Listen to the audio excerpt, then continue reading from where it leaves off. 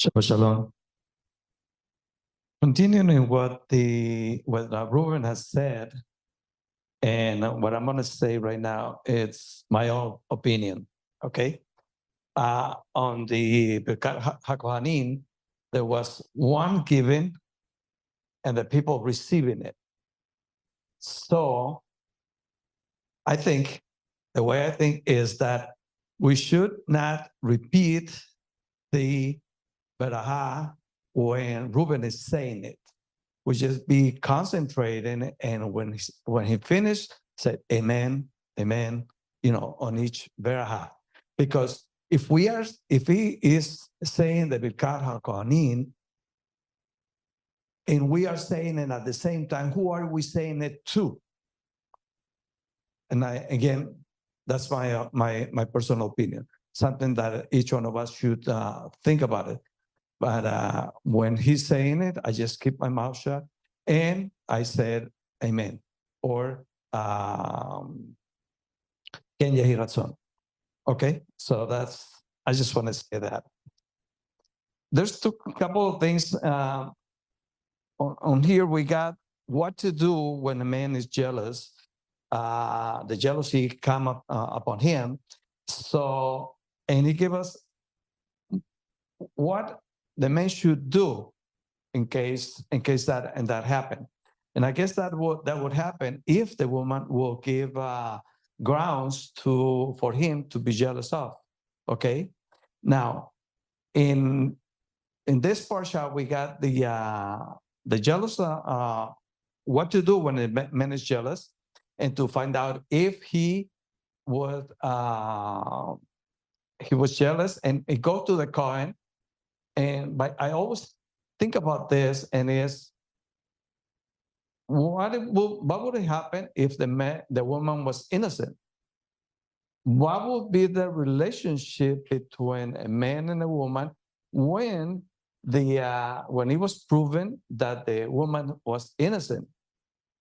How can the man look at her and say, "Oh, I'm sorry, sorry because I died of you"? I always thought about that, and I never had. Nevertheless, this and the law of the stubborn son, which is found in Deuteronomy 21:18-21, it gives us what to do when we had a stubborn son. But as far as I recall, there was never it was written or recorded that ever happened. But the law was there just in case. So he will tell us what to do. On the Haftarah, he talks about Manoah. It says, and it said to the angel of the Lord, "What is your name, that when your word will come, we may do honor you?" And in here, I think it's something that we can do, and we can practice every day. If you notice, the angel did not want to get any honor for him. At the same time, this is what we can do every time we do something for anybody. And usually people will say, "Oh, thank you." Well, guess what? We got to do the same thing that the angel did. Take that, thank you, take that blessing and throw it up to the heavens. It says, "No, don't thank me. Thank God, thank Hashem, okay, that he put me in this way so I can do some good." So in a way, because if we let those thank you, we might even feeding our ego to will say, "Oh, I give him $5, and with that he's going to have a meal for this afternoon."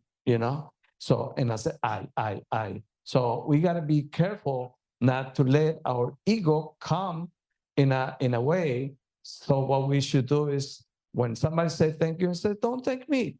Thank the Lord, thank Hashem." Or if it's a goy, just thank God that he put me on the way. Don't thank me. If you want to thank, give thanks to him, not to me. I'm nothing, because we are nothing.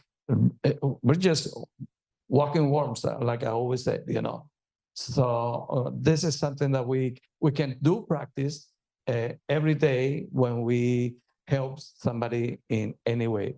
Make sure that we take that praise, that honor, and send it to the one who really is. In reality, we have to say thank you. We're not going to thank him, but the guy who we help him, but we got to say thank you. Why do we have to say thank you? Because we're going to say thank you, Lord, for giving me the opportunity to help one of your sons. So we got to say thank you, but we don't tell the person what they're helping. We don't tell them thank you, because they will not understand. It will take a few hours to explain why we thank him because of his necessity. So we thank God. Okay, thank you, Lord. You let me do some good to one of your sons. To that.